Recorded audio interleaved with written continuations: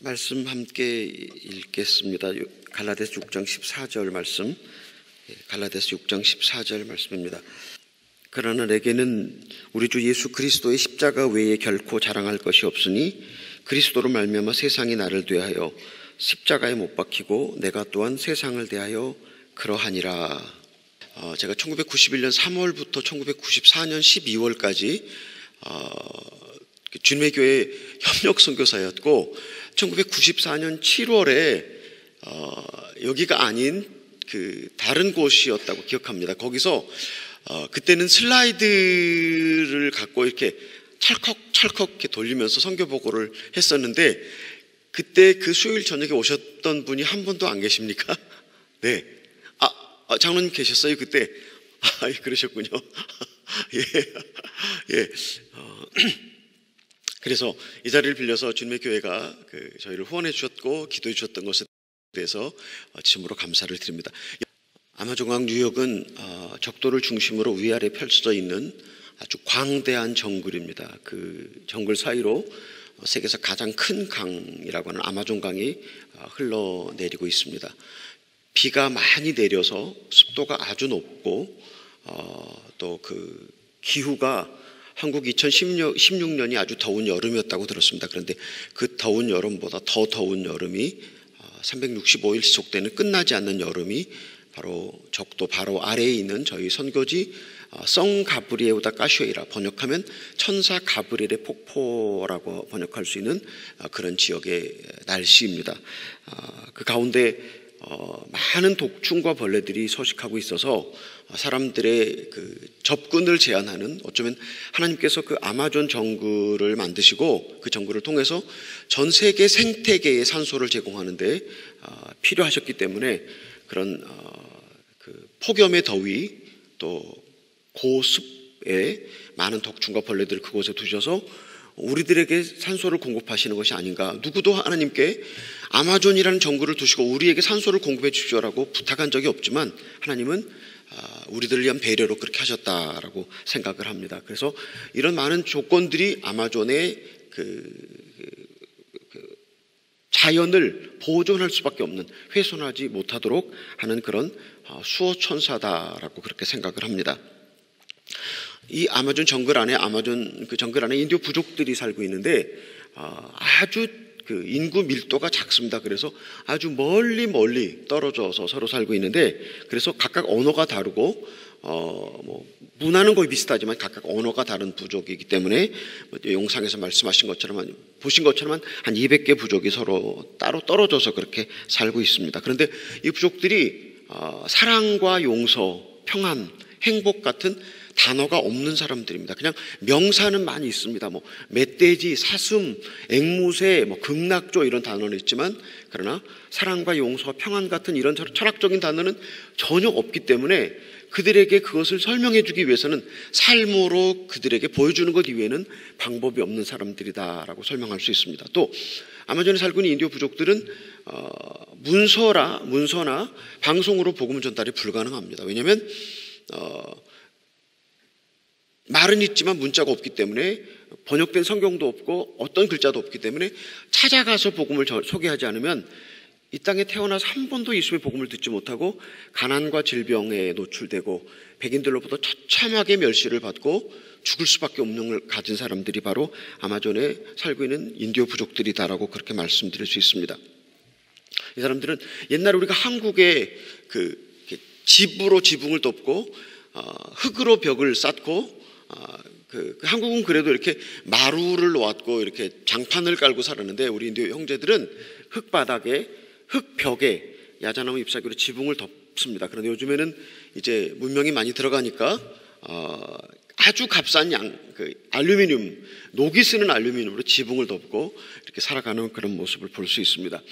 음식으로는 우리 형제들이 그 정글에서 심어서 캐는 만지옥과라고 하는 감자 같은 식물이 있는데, 그것을 캐서 껍질을 벗기고 갈아서 물을 빼고 난 다음에 불에다가 볶으면 냄비에다가 큰 냄비에다 볶으면 미숫가루처럼 저장 양식이 되는데 화링야라고 부릅니다. 그거를 주식으로 먹고 삽니다. 또 정글에서 잡히는 뭐 멧돼지라든지 사슴이라든지 원숭이라든지 그런 것을 먹고 강에서 잡히는 생선 같은 것을 주식으로 이 지구가 멸망해도 아마존의 인디오 형제들은 그냥 살아남을 수 있는 아직도 수렵 채취의 생활을 하고 있는 그런 사람들입니다.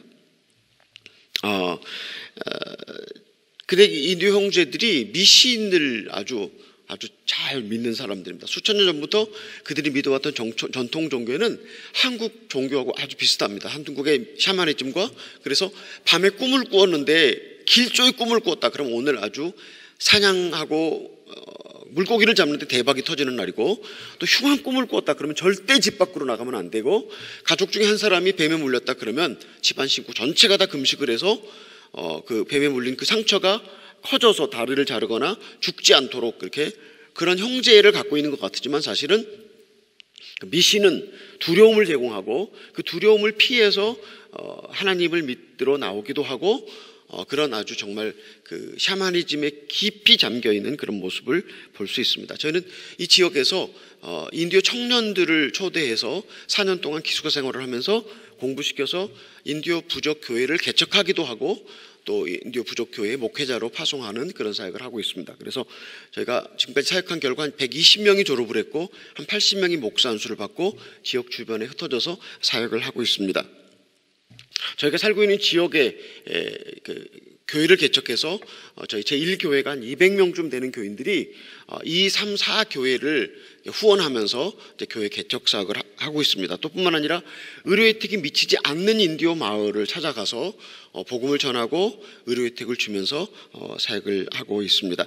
1년에 한 2,500명가량에게 그 의료 혜택을 주면서 이 병원선, 또 저희 교회 안에 치과 병원이 하나 있는데 그런 것들을 통해서 제가 복음을 전하고 있습니다. 저를 제외한 제 집사람과 저희 아이들 둘은, 저희 딸이 저기 와서 앉아 있는데 그 물것에 물리면 아주 알러지가 심한 체질이었습니다. 그러니까 많이 물리고, 그리고 물리면 다 상처에 성이 나서 막 너무 가렵기 때문에 긁어서 이렇게 진물과 피와 이렇게 그 범벅이 된 그런 상황으로 선교지에서 살았습니다. 그런데 제가 저희 아내와 아이들 둘이 그렇게 물것에 물려서 그렇게 고생할 때, 저는 그때 그 아이들과 제 아내의 그런 상처를 보면서 제가 눈을 꼭 감았습니다. 왜냐하면 백제의 계백장군은 백제가 망할 때에 신라와 당나라의 연합군을 막아내기 전에 자기 가족을 살해하고 황산벌 전투에 가서 장렬하게 전사를 했다는데, 내가 하나님의 종으로 선교사로 여기 왔는데 우리 가족이 당하는 고통에 마음이 약해져서 한국으로 돌아가고 싶으면 안 되지 않는가라고 하는 생각을 하면서 저는 눈을 꼭 감고 외면했습니다. 지금 돌아보면 가장 가까이 있는 제 아내와 아이들의 고통을 이해하지도 않고 위로하려고 하지도 않고 아주 율법적이고 자기 의의를 채우기 위한 그런 이중성을 가진 바리새인으로 살았구나라고 하면서 제가 마음 아파합니다.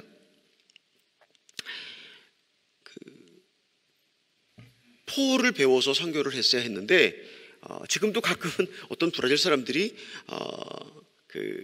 여러 가지 흥정을 할 때 그 포를 잘 모르기 때문에 이해를 못한다고 하는 그런 얘기를 하면서 그 외국인인 저를 이렇게 비웃는 그런 모습을 볼 때 제 마음속에 예수님이 그가 자기 땅에 오매 영접지 아니하더니 그 이름을 영접하는 자에게 하나님의 자녀가 되는 권세를 주신다고 했던 요한복음 1장 9절로 10절 말씀을 기억하면서, 그러나 또 가슴이 정말 이렇게 정말 그 아픈 것을 보면서, 야, 내가 선교사인데 이들을 사랑하는 마음보다는 나를 미워하는 그 미움 앞에서 미워하는 그런 모습을 보면서, 야, 내가 이름만 선교사고 진짜 선교사가 아니구나라는 생각을 하면서 마음 아플 때가 아주 많이 있었습니다. 사역이 커지면서 브라질 사람들이 또는 인디오 형제들이 음모를 꾸며서 저희를 여러 번 고소했습니다. 또 제가 마약범이기 때문에 이렇게 많은 그 돈으로 신학교 사역을 하고 교회를 개척하고 병원선 사역을 한다고 하는 그런 소문을 퍼뜨리면서 저희를 아주 어렵게 만들었던 때가 아주 여러 번 많이 있었습니다. 저희를 독살하기 위해서 저희가 마시는 물에다가 독을 풀어서 저희를 죽이려고 했습니다. 그래서 저희를 죽이려고 하는 그런 독살하고 싶어 하는 사람들 앞에서 제가 두려움에 사로잡혔습니다. 죽으면 어떻게 하나, 그런 염려가 저를 이렇게 엄습하는 것을 보면서 내가 생명의 주님을 믿지 않고 이 두려움과 공포에 사로잡혀 있는, 정말 나는 주님을 주인으로 믿지 않는 이런 가짜 예수 믿는 사람이구나 라는 그런 생각을 했습니다.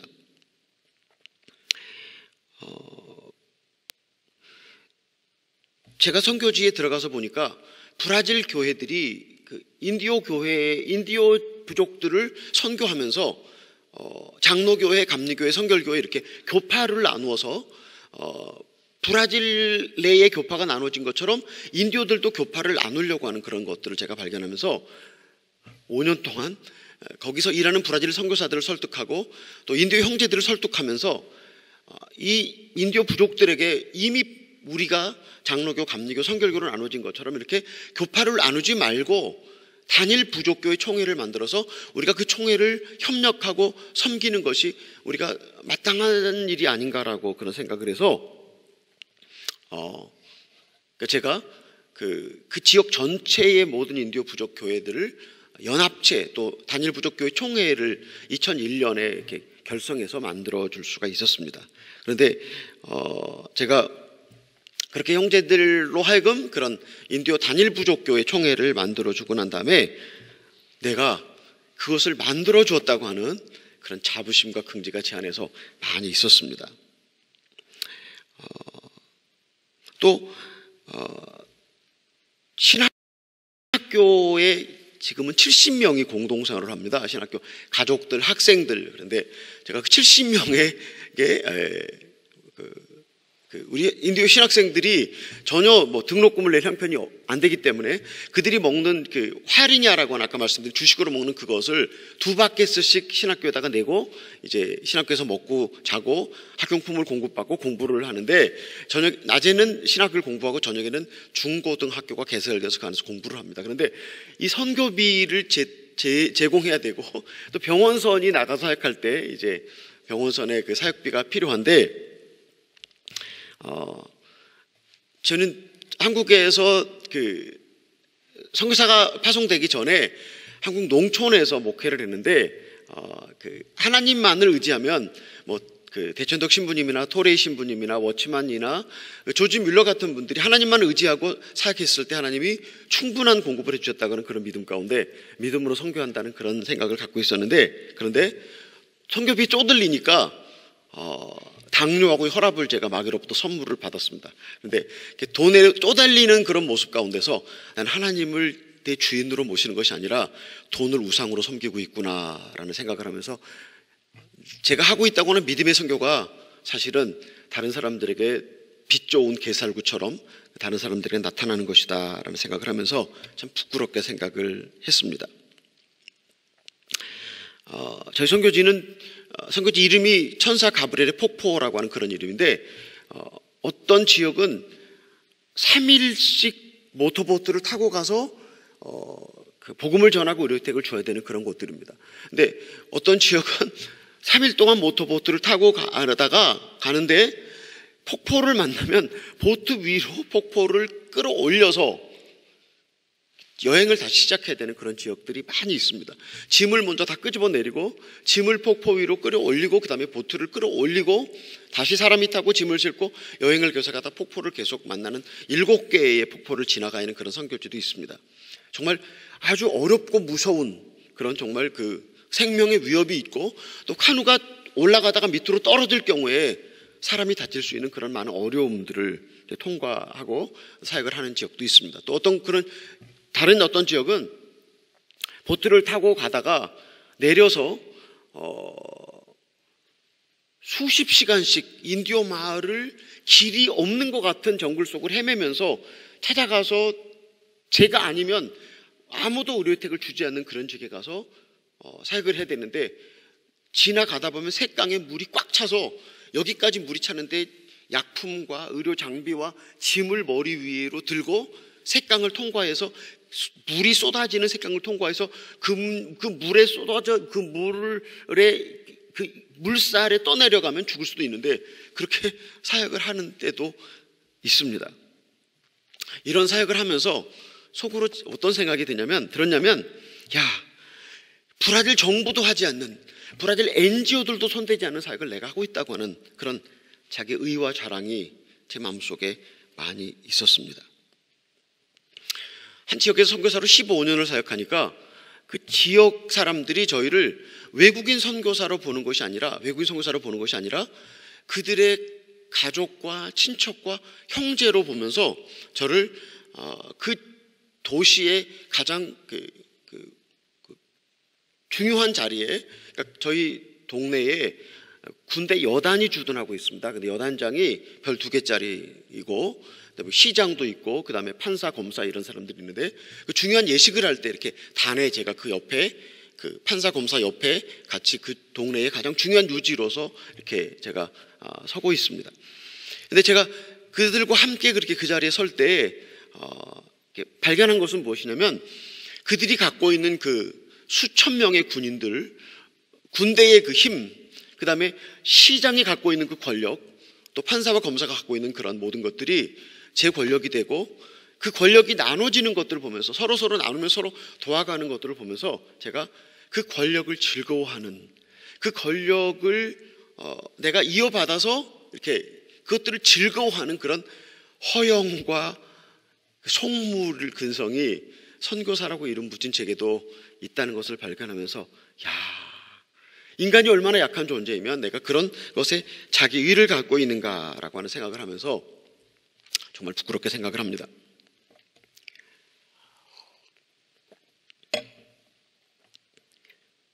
제가 한 12년 동안 하나님께 이런 기도를 했습니다. 새벽마다, 하나님, 이 땅에 부흥을 주시든지 저희를 데려가시든지 둘 중 하나를 하십시오 라고 하는 기도를 일주일, 한 달, 1년 계속해서 시간이 지나가는데, 헌석 선교사가 2006년 11월에 폐암이 발견되어서 한국에 안식년으로 왔던 때에 폐암이 발견됐기 때문에 곧바로 수술을 하고 이제 있는 상황에서 그 수술을 집도했던 의사가, 당신은 폐암 2기 A인데 50%는 죽고 50%는 5년 이후에도 살 수 있다고 그렇게 얘기를 했습니다. 그러면서 그 의사가 말하기를 절대로 아마존에 돌아가지 마십시오. 아마존에 돌아가면 반드시 죽을 것이라고 얘기를 했습니다. 그런데 헌석 선교사가 그 의사의 제안을 받고 그럼에도 불구하고 아마존 돌아가서 12년 동안의 기도가 응답되는데, 헌석 선교사가 그 회개 운동에 불을 붙였습니다.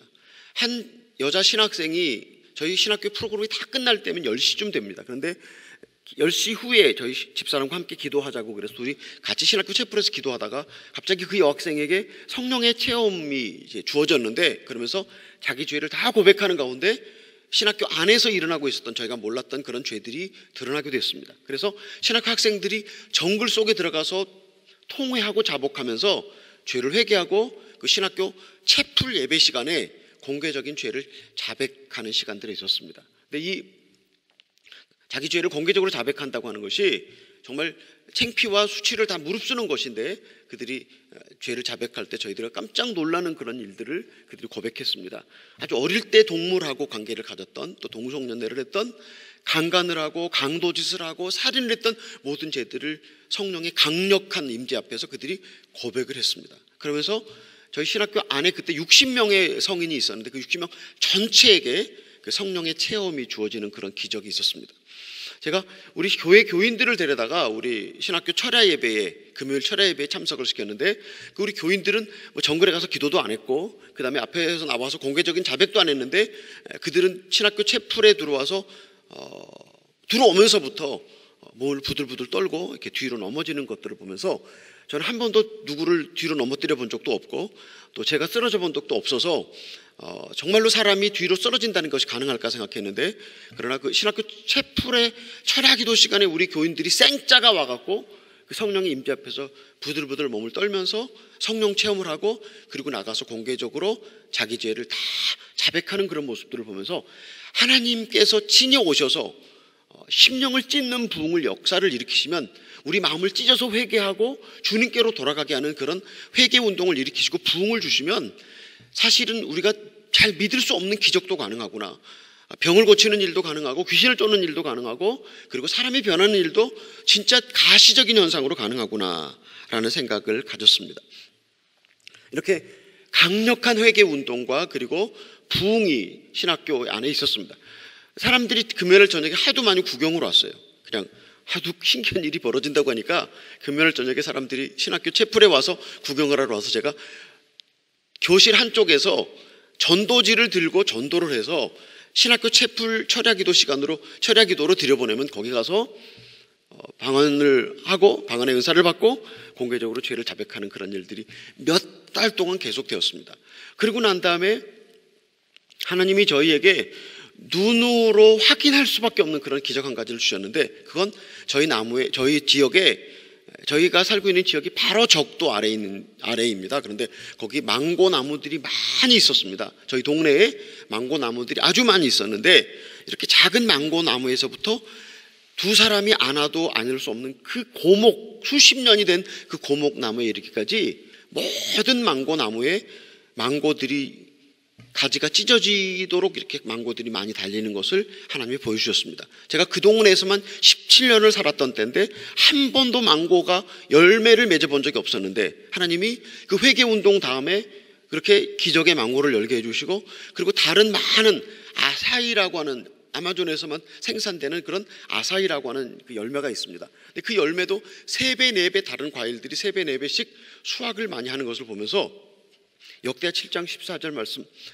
내 이름으로 일컫는 내 백성이 회개하고 그 죄에서 돌이켜 내게 구하면 내가 하늘에서 듣고 그들의 죄를 사하고 그들의 땅을 고칠지라고 하는 말씀을 저희들의 눈으로 그리고 저희 교인들의 눈으로 저희 신학생들의 눈으로 하나님께서 그 지역에서 확인시켜 주셨습니다. 그래서 제가 지금도 이런 생각을 합니다. 이렇게 어려운 한국 시국 상황 가운데서 우리가 하나님 제가 부흥의 불씨가 되기를 원합니다. 하나님 제가 이 어려운 때에 제가 제 심령을 찢어서 하나님 제가 당신의 도구가 되기를 원합니다라고 하나님 제가 부흥의 불씨가 되게 해주시옵소서 하나님 제게 회개의 영을 보내주시옵소서라고 기도하면 하나님이 오늘 우리 기도를 들으시고 우리 심령을 부흥시키시고 그리고 우리 교회를 변화시키시고 그리고 한국을 변화시키시면 하나님께서 당신의 뜻을 이루시지 않을까라고 하는 생각 가운데 소망 가운데 우리 사랑하는 성도님들께 이 말씀을 드립니다.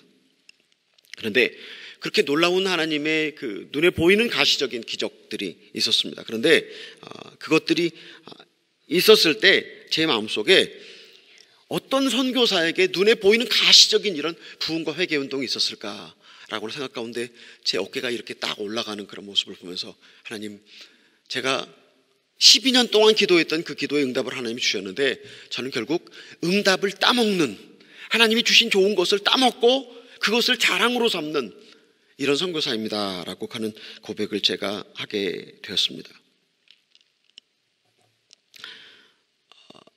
2006년 11월에 제 집사람이 암 수술을 받았는데 2010년 초에 암이 재발이 되었습니다. 제 집사람에게 암이 재발되었을 때 제가 하늘이 노랗고 발이 땅에 짚혀지지 않았습니다. 이제는 돌아올 수 없는 강을 이미 건넜구나라는 생각 가운데 하나님께 많이 섭섭하고 하나님께 많이 야속하다는 생각이 들었습니다. 왜 하나님께 야속하다는 생각이 들었고 왜 하나님께 섭섭하다는 생각이 들었냐면 하나님이 너무 잘하시는 것처럼 당신이 아마존에 가면 죽을 것이라고 하는 얘기를 듣고 그럼에도 불구하고 아마존에 가서 그 회개 운동에 불을 붙인 여자인데 그리고 자기 목숨보다 하나님을 더 사랑했고 인도 부족들을 세우기 위해서 자기 몸을 불태워서라도 하나님의 나라를 이루기 위해서 그렇게 헌신했던 하나님의 종이었는데 어떻게 그 선교사에게 암을 재발시켜 줄 수 있습니까? 하나님 이러시면 안 되죠. 하나님 저한테 이렇게 반응하시면 안 되지 않습니까? 라고 하는 그런 마음이 있었습니다. 그때 제가 비로소 알았습니다. 제가 하나님께 바쳤던 충성과 헌신이라고 하는 것이 종교적 야망에 기초했다고 하는 것을 제가 발견하게 되었습니다. 종교적인 야망.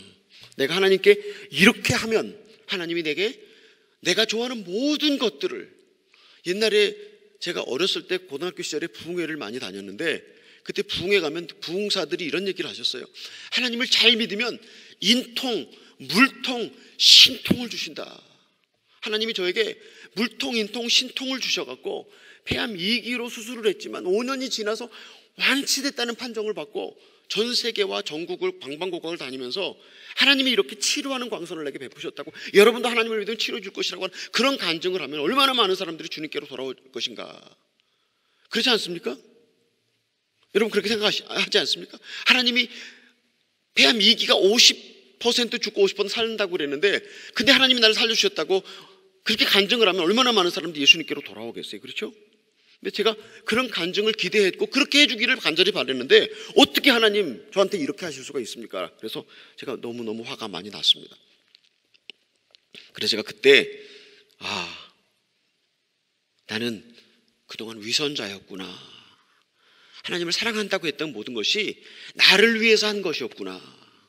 나를 위해서 내가 충성하고 헌신하고 봉사하고, 하나님께서 원하시면 무엇이든지 해드리고 싶었습니다. 그래서 제 집사람이, 제가 신학교를 다니는데 새벽 기도를 매일 안 나간다고 이혼하자고, 그래서 제가 이혼을 면하기 위해서 삼각산 통일봉이라고 하는 데가 있습니다. 북한산의 한 부분인데 기도하는 사람들은 그 산을 삼각산 통일봉이라고 부르는데 제가 거기 1월 달에 올라가 40일 금식을 했습니다.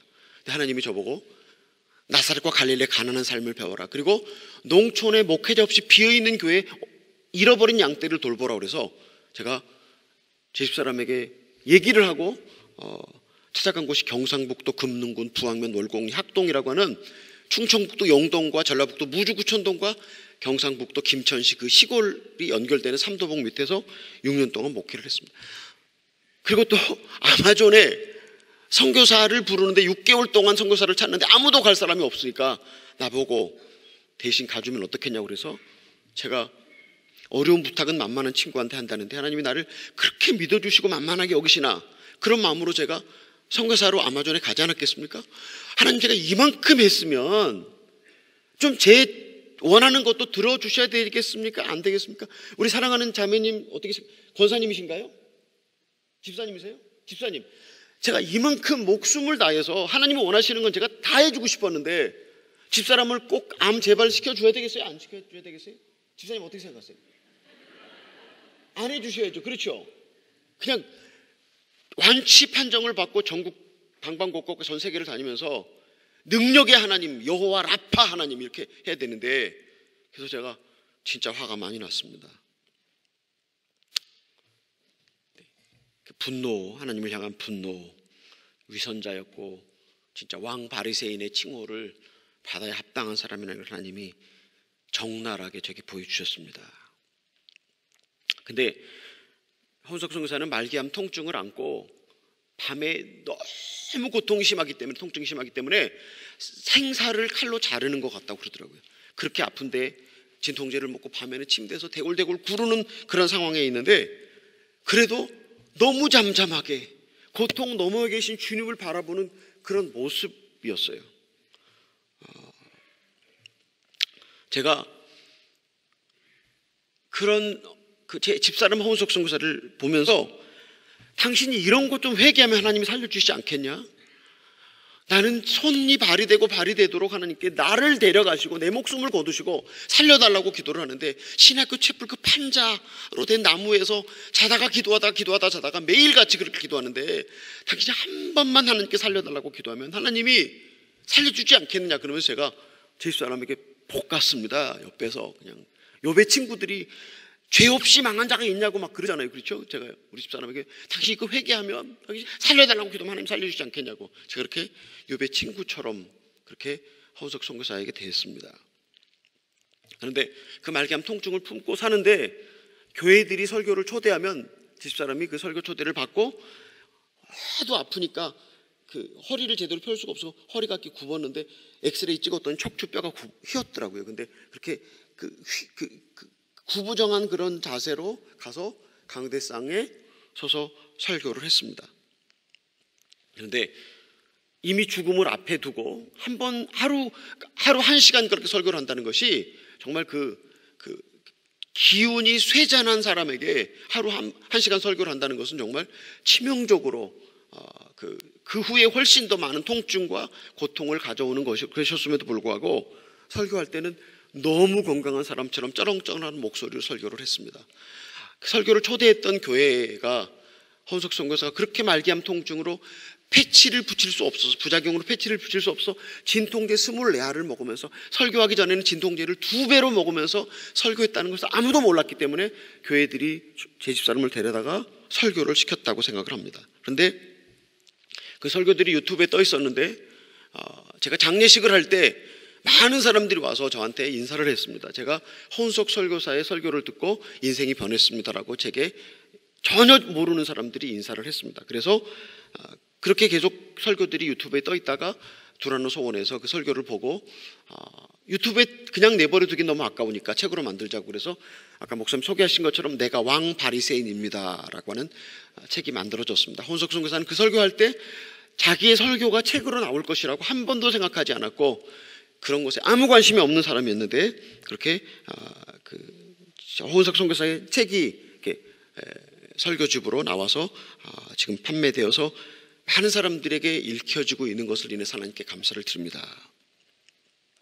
네, 제가 아까 말씀드린 것처럼 회개하면 고쳐주실 것이다, 당신이 살려달라고 기도하면 고쳐주실 것이다 라고 하는 정말 하면 안 되는 얘기들을 제가 제 집사람에게 그렇게 강요하면서 했다고 하는 것이 정말 얼마나 눈먼 맹인이었으면, 얼마나 눈이 멀고 귀가 멀었으면 그 완전한 주님의 연합 가운데 평안하게 안식하고 있는 사람에게 내가 그렇게 괴롭혔는가 생각하면, 제가 주님의 나라에 가면 10,000번 무릎을 꿇고 집사람에게 정말 미안하다고, 내가 정말 잘못했다고, 내가 정말 맹인으로 살아서 당신의 눈에 보는 것을 볼 수 없었고, 당신의 귀로 듣는 것을 들을 수 없었고, 당신이 내게 해주고 싶었던 얘기를 내가 들어주지 못한 것에 대해서 정말 미안하다고 내가 고백하고 싶습니다. 그래서 제가 늘 마음속으로 이런 생각을 합니다. 내가 그렇게 선교 사역을 많이 벌려서 우리 집사람이 그 모든 일을 다 뒤에서 돌봐줬는데, 그렇게 많은 일을 시켜서 과로에 폐암이 걸려서 일찍 아내를 보낸 죄인이라는 생각을 하면서 내가 평생 피눈물을 쏟고 회개하다가 주님께로 가야 되지 않겠는가. 하나님 저를 불쌍히 여겨주시옵소서. 하나님 제가 참으로 아내를 먼저 보낸 죄인입니다라고 회개하고 있는 중에 있습니다. 그런데 그렇게 제가 화를 내고 욥의 친구들처럼 그렇게 되었는데 정말 말도 안 되는 일이, 꿈에도 생각할 수 없었던 일이, 내 인생에 이런 일이 일어난다는 것이 도저히 있을 수 없다고 하는 그런 일이 일어나고 말았습니다. 아내 헌석 선교사가 세상을 떠나고 말았습니다. 저는 그때 그 받은 충격은 천지가 개벽하는 충격이었습니다. 그 혼돈과 그 충격이 얼마나 컸던지 제가 이런 얘기를 합니다. 이 상처는 영원히 회복이 불가능한 상처다, 치유가 불가능한 상처다. 그런데 이런 상처를 제게 주신 주님, 제가 제 아내가 떠나고 난 다음에 비로소 알았어요. 내가 제 집사람을 참 사랑했고 좋아했다고 생각했는데 사실은 난 아내를 사랑하지 않았구나. 나는 내 편리와 내 필요를 위해서 아내를 이용했던 사기꾼 남편이었구나라고 하는 생각을 제가 가지게 되었습니다. 가장 고통받을 때 그 고통을 다 이해할 수 없을지라도 그 고통을 이해하지 못하는 것에 대해 미안함을 갖지 않고 살았으니까, 내가 아내를 사랑했다고 하는 것이 다 공수표였구나, 그것이 다 사기였구나, 내가 사랑한다고 말했던 그것이 다 아무것도 아닌, 필요했으니까, 아내가 필요했으니까, 아파서 암 환자로 있었지만 그래도 아내가 필요했으니까 내가 수발을 했고 병간호를 했고 뭐 여러 가지를 도와줬지만 사실은 난 아내를 사랑하지 않은 가짜 사기꾼이었구나라는 생각을 하나님이 하게 해주셨습니다. 하나님이 이렇게 제가 원하지 않는 일들을 통해서 저를 찾아오셨습니다.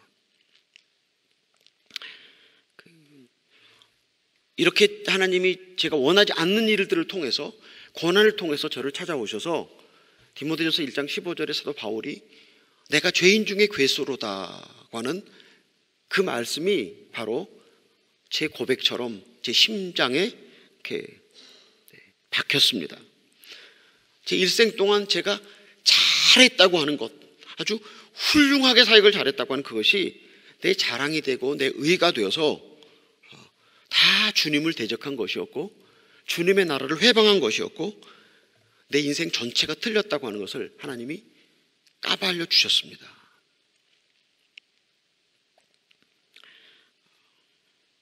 그리고 헌석 선교사가 세상을 떠나고 난 다음에 제가 아까 말씀드렸던 것처럼 영원히 회복될 수 없는, 치유될 수 없는 상처 가운데 하나님이 제 마음속에 이런 말씀을 하시는 것 같았어요. 너가 평생토록 사모하였고 꿈꾸었던 것이 나와의 완전한 연합이 아니었느냐. 너가 평생, 너가 선교사로 갈 때 유명한 선교사가 되는 것도, 위대한 선교사가 되는 것도, 모든 인디오들을 전도해서 하나님께로 돌리는 그것도 원하지 않았고, 너는 나를 더 깊이 사랑하고 싶었고, 내게 너의 마음 전체를 주고 싶었고, 내게 연합하는 것을 소원으로 하고 선교사가 되지 않았느냐. 그러니까 내가 너와 완전한 연합을 위해서는 내가 내 아내를 데려갈 수밖에 없었다라고 하는 그런 마음을 제게 주셨습니다. 그래서 갈라디아 6장 14절 말씀에 내가 그리스도 이외에는 결코 자랑할 것이 없으니 세상이 내게 대해서, 내가 세상에 대해서 못 박혔다고 하는 그런 말씀이 제 안에서 이루어지는 것을 제가 경험할 수 있었습니다. 이것은 그동안 내가 잘했다고 하는 것이 다 주님의 나라를 회방했고 대적한 것이었다고 하는 거. 그래서 이제 나는 정말 죄인 중에 괴수라고 하는 마음으로 하나님이 저를 땅 아래에, 가장 아래에 이렇게 내려놓으셔서 자랑할 것이 아무것도 없는, 주님밖에는 자랑할 것이 없는, 자기 의가, 제가 잘했다고 하는 모든 것이 다 물처럼 쏟아져서 이제는 내가 아무것도 잘한 것이 없고 정말 내가 상한 마음으로 평생 살아야 된다고 하는 그것을 제게 하나님이 심어 주셨습니다. 함께 세상에 대한 모든 집착과 미련이 주님에 의해서, 내가 세상에 대해서, 세상이 내게 대해서 다 주님께서 끊어버린 것을 제가 확인하면서 헌석 선교사가 말기암 통증을 가운데서, 그 통증 가운데서도 그 통증 너머에 있는 주님을 바라보고 안식하고 완전한 연합에 들어갔던 것처럼 나는 헌석 선교사를 잃어버림으로 인해서 이런 완전한 연합에 저를 데리고 가신 것을 확인할 수가 있었습니다.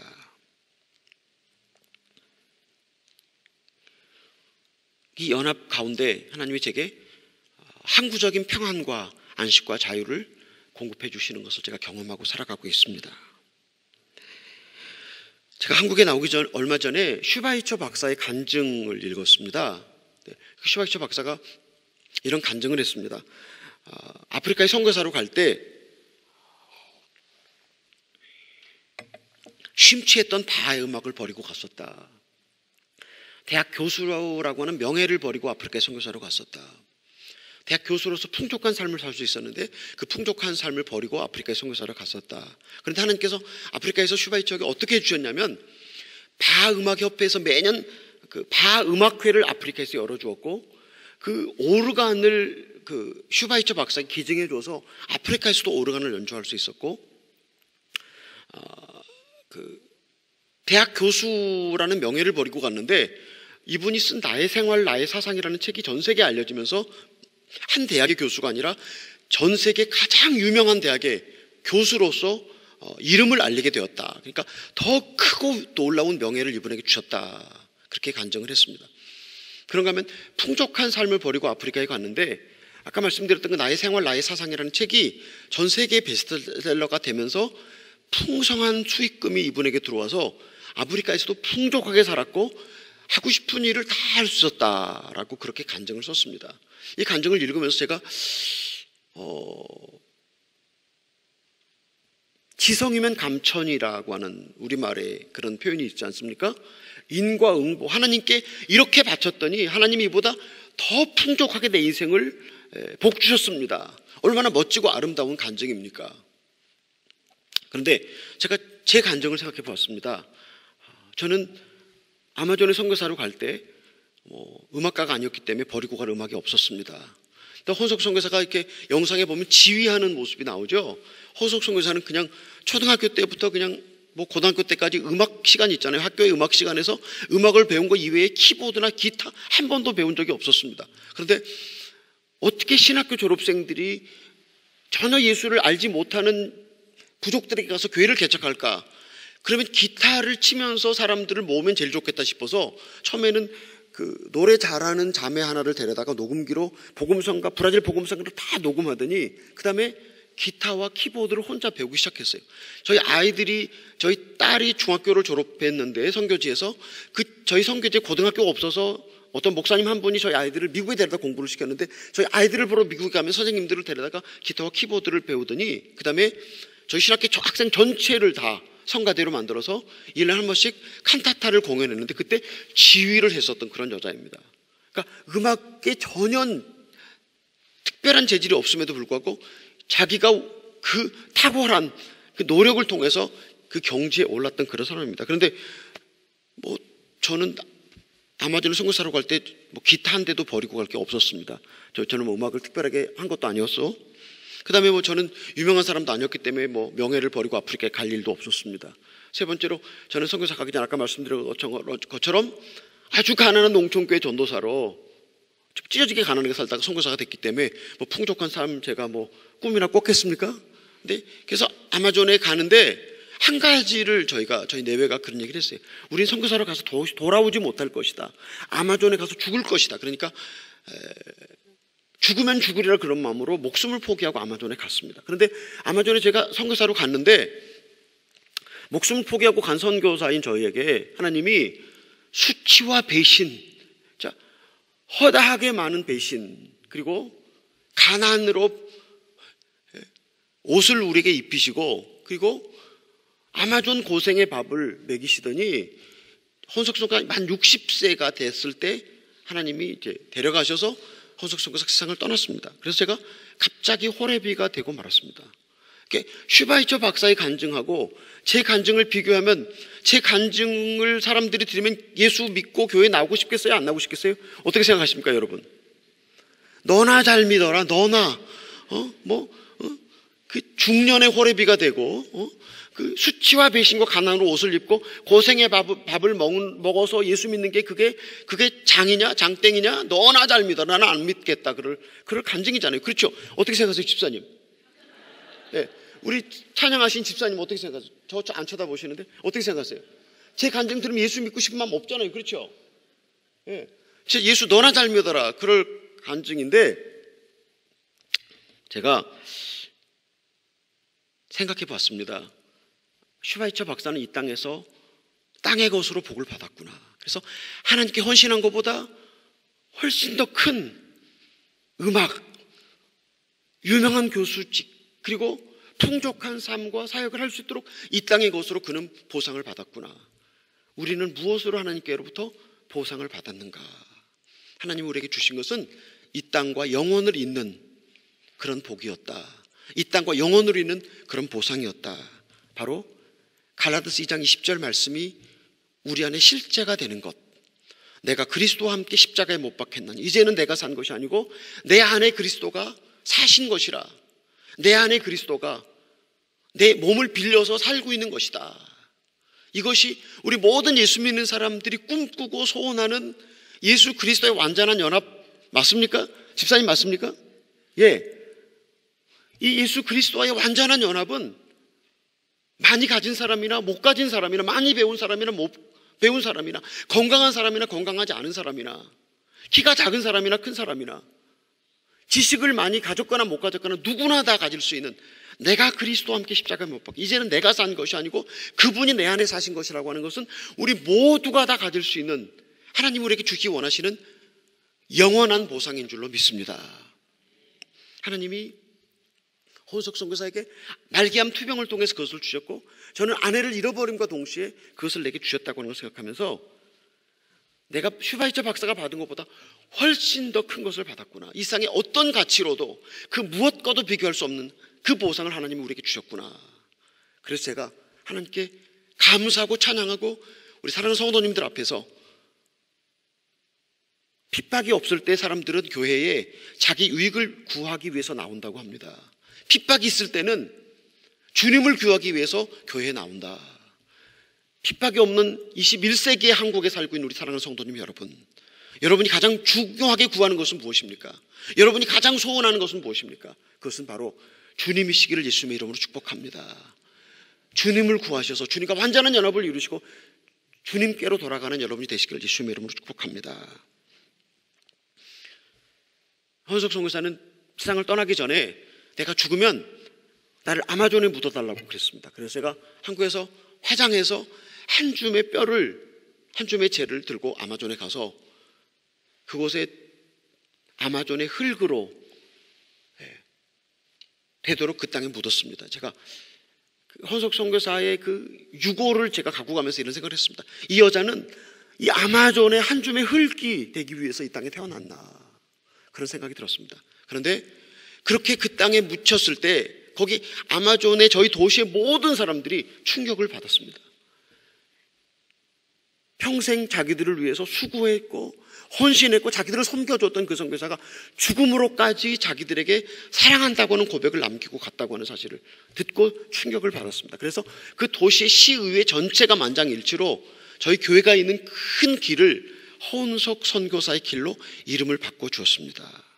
그리고 그 도시에 제가 병원선을 갖고 의료혜택이 미치지 못하는 곳에 사역을 하는데 정부의 허락을 받아, 브라질 정부의 허락을 받아야만 들어가서 사역을 할 수 있는데 늘 저를 괴롭혔고 많이 문제를 삼았던 브라질 모든 공무원과 그 동네 모든 사람들이 제게 조력자가 되고 무엇을 도와줬으면 좋겠냐고 제게 질문하는 것들을 보면서 하나님이 한 여인의 한 사람의 죽음을 통해서 그 도시의 복음의 문을 열어버린 것을 확인하면서 이것이 한 알의 밀알이 된 30배, 60배, 한 알의 밀알이 땅에 떨어져 죽으면 30배, 60배, 100배 열매를 맺는다고 했는데 이것이 바로 한 알의 밀알이 죽어서 열매를 맺은 결과가 바로 이 도시의 복음의 문을 죽음으로 열어버린 것이구나 라고 생각을 하면서 하나님께 감사를 드립니다.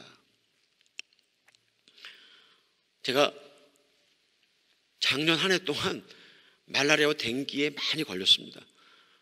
24년 동안 한 번도 걸리지 않았던 그런 그 지역의 풍토병이라고 말할 수 있는데 4월 중순에 말라리아와 댕기가 함께 왔습니다. 하나만 걸려도 죽을 지경으로 힘든데 저는 2개 걸려서 사경을 헤매다가 돌아왔습니다. 6월 중순에 말라리아가 또 왔습니다.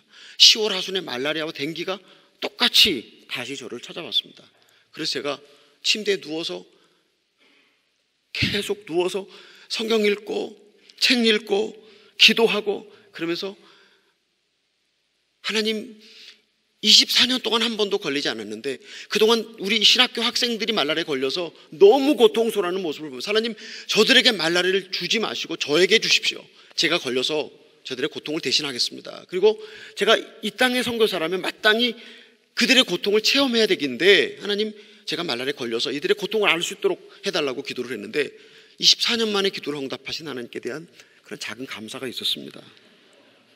또 이제야말로 내가 저들의 고통을 알 수 있으니까 내가 이제 아마존 선교사라고 내가 이렇게 말할 수 있겠다라는 그런 생각이 있었습니다. 그래서 제가 누워서 감사와 기쁨으로 하나님께 기도를 드렸는데 그런다고 깨질 것 같은 머리가 40도가 넘는 열이 끝나지도 않고 머리가 아픈 것도 없어지지 않았습니다. 그러나 그럼에도 불구하고 시편 62편 1절로 2절에서 잠잠히 하나님을 바라라. 내 구원이 오직 그에게서 나는도다라고 하는 그 말씀처럼 그 모든 고통 너머에 있는 주님을 바라볼 수 있도록 저를 인도해 가신 것을 확인할 수 있었습니다. 오늘 우리가 많이 만나는 내가 원하지 않는 방법으로 오셔서 내 정체를 까발리는, 내 위선을 까발리는, 내가 왕 바리새인인 것을 보시는 주님, 그 고통 너머에 있는 주님을 바라보도록, 그래서 안식하도록, 그래서 쉼을 가지도록 주님과 연합하기 위해서 우리를 부르시는 그 주님을 기쁘게 맞이하시기를 예수님으로 축복합니다. 내가 좋아하는 일들이, 내가 원하는 일들이 일어난다면 그건 말 앞에 당근을 놓고 말을 달리기 위해서 당근을 놓고 달리게 하는 사람의 계획처럼 하나님 우리가 좋아하는 일들을 가끔 일으켜 주십니다. 그건 당근일 뿐입니다. 그건 슈퍼에 가서 물건 살 때 포인트 카드를 쌓아주는 것 뿐입니다. 홍석호 선교사는 우리에게 좋은 일이 생기는 것은 사은품을 얻는 것밖에 아무것도 아니다. 고난으로 우리를 찾아오는 내가 좋아하지 않는 일로 나를 찾아와서 내가 위선자인 것을 보여주시는 것이 진짜 하나님의 사랑이고 그것을 통해서 하나님이 나를 영원한 것으로 완전한 연합으로 주님 자신을 우리에게 주기 원하신다고 그렇게 홍석호 선교사는 이야기를 했습니다. 날마다 주님이 우리를 고통 가운데 찾아오셔서 우리를 주님께로 돌아가게 하십니다. 우리 자아를 십자가에 못 박게 하십니다. 그리고 그분이 내 안에 내가 그분 안에 살 수 있도록 하나님 우리를 초대하시는 분이십니다. 이렇게 찾아오시는 주님 기쁘게 맞이하셔서 이 땅에서 우리가 하나님께 복을 받지 않는 것 그리고 그러나 이 땅과 영원을 잇는 복을 다 누리시는 여러분이 되시기를 예수님의 이름으로 축복합니다. 기도하시겠습니다. 하나님 아버지 감사하고 주님을 찬양합니다. 주님의 교회가 모든 성도들이 날마다 내가 세상에 대하여 세상이 내게 대하여 못 박혔다고 하는 사도 바울의 고백처럼 내가 주님 이외에는 아무것도 자랑할 것이 없는 자기 의와 자랑이 다 없어진 그런 사람으로 날마다 주님과 더 가까워지고 주님과 완전한 연합을 이루는 이 땅과 영원을 이루는 축복을 모든 성도님들이 받게 하여 주시옵소서. 예수님의 이름으로 기도하옵나이다. 아멘.